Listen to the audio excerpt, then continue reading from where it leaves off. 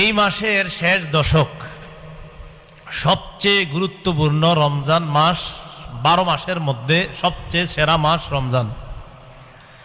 রমজান মাসের মধ্যে আবার সবচেয়ে গুরুত্বপূর্ণ হলো শেষ দশক। সহিহ বুখারীর বর্ণনা, আম্মা জান আয়েশা সিদ্দিকা রাদিয়াল্লাহু তাআলা আনহার বর্ণনা, 2024 নম্বর হাদিস। এই হাদিসের মধ্যে রাসূল সাল্লাল্লাহু আলাইহি সাল্লাম রমজান মাস আসলে কি করতেন তার বিবি বর্ণনা করেন। কানা রাসূলুল্লাহ সাল্লাল্লাহু আলাইহি ওয়াসাল্লাম ইযা দাখালাল আশারু শাদ্দা মিযারা। রমজান মাস যখন আসতো রাসূলুল্লাহ সাল্লাল্লাহু আলাইহি সাল্লাম লুঙ্গি কষে নিতেন। লুঙ্গি কষে নিতেন মানে আমরা বলি না গোস কাঁচা দিয়ে নামক